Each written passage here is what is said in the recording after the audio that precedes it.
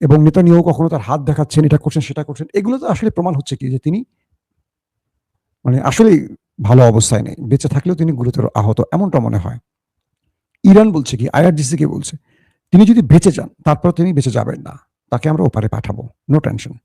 আমাদের ইন্টেলিজেন্স তাকে খুঁজে বেড়াচ্ছে এবং তাকে শনাক্ত করবে। তারপর আমাদের যেটা করণীয়, আমরা আলু পটল নিক্ষেপ করব। সেই আলু পটলে আশা করি নেতা কাকু চলে যাবেন সহি সালামতে। এখন মূল যে বিষয়টি আসছে, একটি লাস্ট ভিডিও দেখলাম নেতানিয়াহুর। সেখানে তিনি কয়েকজন সুন্দরী মেয়ের সাথে ভ্রমণ করছেন একটা সুন্দর চমৎকার বিউটিফুল লোকেশনে। তিনি হাসছেন, তাদের সাথে কথা বলছেন।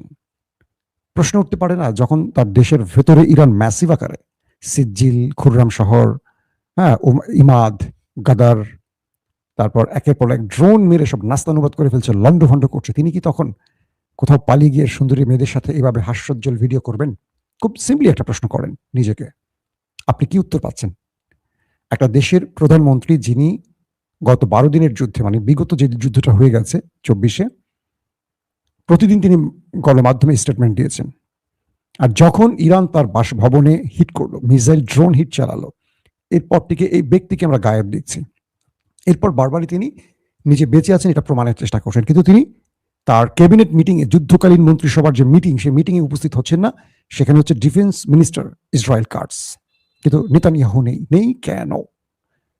প্রথম প্রশ্ন আসতে পারে, নেতানিয়াহু ইরানের ভয় পালিয়ে গেছেন? এটা হওয়ার সম্ভাবনা আছে। দ্বিতীয়, তিনি কি গুরুতর অসুস্থ বা আহত হয়ে আছেন কোথাও? এটাও হতে পারে। তৃতীয়, তিনি ওপারে চলে গেছেন কিনা। কিন্তু তিনি যদি বেঁচে থাকেন, সুস্থভাবে থাকেন, পৃথিবীর যে কোনো প্রান্তে তিনি ভিডিও ধারণ করে কিন্তু দিতে পারেন এবং তার আপডেট বক্তব্যগুলো হতে পারে, আজকে ইরান এটা করেছে, কালকে এটা করেছে, তার বক্তব্যের ধরন বলে দিচ্ছে এগুলো পূর্বের রেকর্ড অথবা AI সেকশন থেকে করা হয়েছে। তারপরও আমরা আশা রাখতে চাই যে তিনি সহি সালামতে ওপারে গেছেন। এখন দেখি শেষ পর্যন্ত কি হয়। আসেন 2 নম্বর খবর। সৌদি আরব এবং আরব আমিরাতে ব্যাপক আক্রমণ চালিয়েছে, পাশাপাশি কাতার এবং কুয়েতেও ব্যাপক অ্যাটাক চালিয়েছে ইরান। ইরানের পক্ষ থেকে বলা হয়েছে যে ঘাঁটিগুলো থেকে মার্কিনীরা ইরানকে টার্গেট করে হিট করেছে, কেবল সেই টার্গেটগুলোতে তারা আবার হিট করেছে।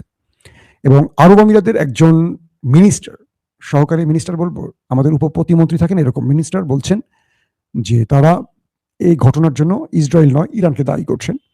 এবং তাকে যখন সাংবাদিকরা প্রশ্ন করেছেন যে আপনি ইরানকে দায়ী করছেন কেন, হামলা তো শুরু করেছে আমেরিকা এবং ইসরায়েল, তখন তিনি বলছেন কিন্তু আমাদের দেশের মধ্যে আক্রমণ তো ইরানই করছে। তাকে বলা হয়েছে, আপনারা কি আব্রাহাম অ্যাকর্ড, যে চুক্তিটি হয়েছে মার্কিন, ইসরায়েল, আরব আমিরাত, বাহরাইনদের মধ্যে, এটাকে ধরে রাখবেন না, এটা বাতিল করবেন? তিনি বলছেন এটা বাতিলের প্রশ্নই আসে না, আমরা ইসরায়েলের সাথে আমাদের সম্পর্ককে আরো গাঢ় করতে চাই। কে বলছে? আরব আমিরাতের একজন মিনিস্টার। বুঝতে পারছেন, যে দেশটি মুসলিম দেশ হিসেবে পরিচিত, সেই আরব আমিরাত প্রকাশ্যে নেমেছে নেতা কাকুর দেশের পক্ষে এবং তাদের পক্ষে কথা বলছেন। ইসরায়েল যে এতগুলো শিশুকে মেরেছে, নারীকে মেরেছে, যুদ্ধটা শুরু করেছে, এই জন্য তাদেরকে দোষারোপ না করে বরং যে ইরান মার খেয়ে তাদের সুপ্রিম কমান্ডার হারিয়েছে, সেনা প্রধান, গোয়েন্দা প্রধান সহ বড় বড় জেনারেলদের হারিয়েছে, তাদের শিশুরা স্কুলে 200-র মতো শিশু শহীদ হয়েছে, নারী শহীদ হয়েছে, নিরীহ মানুষ মারা যাচ্ছে, সেটার প্রতিবাদ করছে না আমাদের আরব আমিরাত, দাঁড়াচ্ছে ইসরায়েলের পক্ষে। এই দেশটিকে বলা হয় মধ্যপ্রাচ্যের বিস্ফোরা, অর্থাৎ এই দেশটিকে আপনারা সেকেন্ড ইসরায়েল বলতে পারেন। এবং ইসরায়েল মধ্যপ্রাচ্যে যা কিছু করেছে এর নেপথ্যে MBZ এর এই দেশটি রয়েছে। যদিও মোহাম্মদ বিন সালমান ইসরায়েলকে স্বীকৃতি দেয়নি এবং তিনি এখন পর্যন্ত চেষ্টা চালিয়ে যাচ্ছেন কি করে ইরানকে রাজি খুশি করে যুদ্ধ বন্ধ করা যায়। তিনি কখনো পাকিস্তানকে ব্যবহার করছেন, কখনো চীনকে, কখনো রাশিয়াকে ব্যবহার করে যুদ্ধ বন্ধের চেষ্টা করছেন। এক বাক্যে আমরা বলতে পারি যে সৌদি আরবের ভূমিকাটি এখনো প্রশংসনীয়। আবার আমরা জানি কাতারের সাথে ইরানের সম্পর্ক খুবই ভালো। কাতারের Sheikh Tamim bin Hamad Al থানির সাথে ইরানের সম্পর্ক খুবই ভালো, কিন্তু কাতারের বেস ব্যবহার করে হামলার কারণে কাতারে এবার খুব শক্ত জবাব দিয়েছে ইরান। এতে করে দুই রাষ্ট্রের সম্পর্ক বাহ্যিকভাবে মনে হয় যে খুব খারাপ, কিন্তু ইন্টারনাল ভাবে ভালো। কারণ কাতার যখন আরবরা দখল করতে চেয়েছিল আমেরিকার প্রেসক্রিপশনে, তখন কাতারকে রক্ষা করেছিল দুটো দেশ, একটা তুরস্ক, অন্যটি ইরান। দর্শক, তো আরব আমিরাত এবং বাহরাইন সহ কাতার, কুয়েত সহ কয়েকটি দেশে আবারও ইরান বড়সড় হামলা করেছে। সৌদি আরবে প্রায় 50-এর উপরে, বলা হচ্ছে 50 থেকে 70-এর মতো মিসাইল এবং ড্রোনের হিট করা হয়েছে। তো এই বিষয়গুলো সৌদি সরকার চেষ্টা করছে যে কোনোভাবে নিবৃত করার জন্য, এগুলো ইন্টারসেপ্টেরও চেষ্টা করা হয়েছে, কিন্তু এখন পর্যন্ত ইরানের বিরুদ্ধে সৌদি আরব কোনো স্টেটমেন্ট দেয়নি। দর্শক, ইরানের পররাষ্ট্রমন্ত্রী আব্বাস আরাকচিকে প্রশ্ন করা হয়েছিল যে আপনারা কখন কিভাবে যুদ্ধ বন্ধ করবেন, আপনারা কি আমেরিকার কাছে যুদ্ধ বন্ধের কোনো প্রস্তাব পাঠিয়েছেন কিনা। মিস্টার আব্বাস আরাকচি বলেছেন যে আমেরিকা আমাদের কাছে কয়েকটি দেশের মাধ্যমে একাধিকবার যুদ্ধবিরতির প্রস্তাব পাঠিয়েছে, কিন্তু আমরা রাজি হইনি। আমরা মনে করি ট্রাম্প একজন প্রতারক। তিনি সত্যটি কখনো বলেন না, আবার সত্য পথে হাঁটেন না। একদিকে ওমান, অন্যদিকে পাকিস্তান, অন্যদিকে চীন, রাশিয়ার মাধ্যমে আমাদের কাছে একাধিকবার যুদ্ধবিরতির প্রস্তাব পাঠিয়েছেন। এর আগেও আমরা ওমানের মাধ্যমে আলোচনায় বসেছিলাম, কিন্তু আমাদের আলোচনার মধ্যে এই যুদ্ধটা শুরু করেছিল ডোনাল্ড ট্রাম্প। সো আমরা তার এই প্রস্তাবে রাজি হইনি। আমরা জানি তিনি প্রতারণা করছেন, তিনি সুযোগ মতো আবারও আক্রমণ করবেন। আমাদের যুদ্ধ বন্ধ করতে হলে অনেকগুলো এগ্রিমেন্ট থাকবে, অনেকগুলো সমঝোতার কান্ট্রি থাকবে যারা এই যুদ্ধবিরতির পুরো বিষয়টিকে দেখভাল করবে। একমাত্র আমেরিকা বলবে আমরা থেমে যাব, এমনটি হবে না। এটি হলো আব্বাস আরাকচির বক্তব্য। এবং তিনি বলছেন যে আমরা আর কখনো আমেরিকার সাথে আলোচনায় বসবো না, কারণ আমেরিকা আমাদের সাথে বারবারই প্রতারণা করে। সো আমাদের এই যুদ্ধবিরতির জন্য বসতে হলে এমন কোন রাষ্ট্র, গ্রান্টার রাষ্ট্রের সাথে বসতে হবে যারা এই বিষয়টির সাথে যত্নশীল হবে, শ্রদ্ধা রাখবে আলোচনার মাধ্যমে।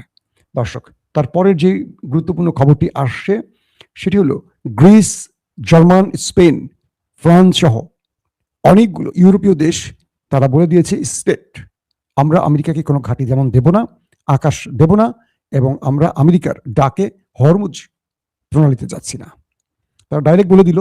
ফ্রান্সও বলল যে এই যুদ্ধ আমাদের না, গ্রিস বলে দিল এই যুদ্ধ আমাদের না, স্পেন তো বলেই দিল সরাসরি যে আমরা ওদেরকে কোনো ঘাঁটি দেইনি, আমাদের দেশে ঘাঁটি থাকলেও ওদেরকে সম্পূর্ণ নিষেধ করে দিয়েছি, ইরানি হামলায় আমাদের ভূমি আকাশ কিচ্ছু ব্যবহার করতে পারবে না, এবং আমরা এই যুদ্ধে জড়াবো না। এই যুদ্ধ ট্রাম্পের, এটি ইউরোপের যুদ্ধ না, এখানে ইউরোপের কোনো স্বার্থ নেই, বরং ইউরোপকে বিপদে ফেলেছে। আমাদের তেলের সংকট, গ্যাসের সংকট হয়ে গেছে এই যুদ্ধের জন্য। তাই আমরা হরমুজ বা মার্কিন ডাকে ইরানের নেভাল টিমের সাথে কোনো যুদ্ধে জড়াচ্ছি না। ইভেন আমরা নেটোর অংশ হয়ে যাব না। আজকের দিনের শুরুতে আপনাদের খবর দিয়েছিলাম আমেরিকা নেটোকে হুমকি দিয়েছে যে তোমাদেরকে আমরা দেখে নেব, কারণ নেটো আমেরিকার ডাকে যুদ্ধে আসেনি। এক বাক্যে বলতে পারি, নেটো বা ইউরোপীয় দেশ বা মধ্যপ্রাচ্য, পৃথিবীর সব দেশ ডোনাল্ড ট্রাম্পকে এখন তুচ্ছ জ্ঞান করছে, তাকে প্রশ্রয় দিচ্ছে না, পাত্তা দিচ্ছে না, তাকে বুঝিয়ে দিচ্ছে তোমার মতো অ্যাবনর্মাল লোক রাষ্ট্রপ্রধান হওয়ার যোগ্য না। তুমি একটি শান্তিপূর্ণ পরিবেশে কেবল একটি দেশের জন্য, ইসরায়েলের জন্য যুদ্ধে নেমে গেছো এবং অজস্র মানুষ মেরেছো। তুমি তোমার দেশকে বিপদে ফেলেছো, পুরো বিশ্বকে বিপদে ফেলেছো। অর্থনৈতিকভাবে পুরো দেশ এখন, পুরো পৃথিবী এখন অস্থির মুডে রয়েছে।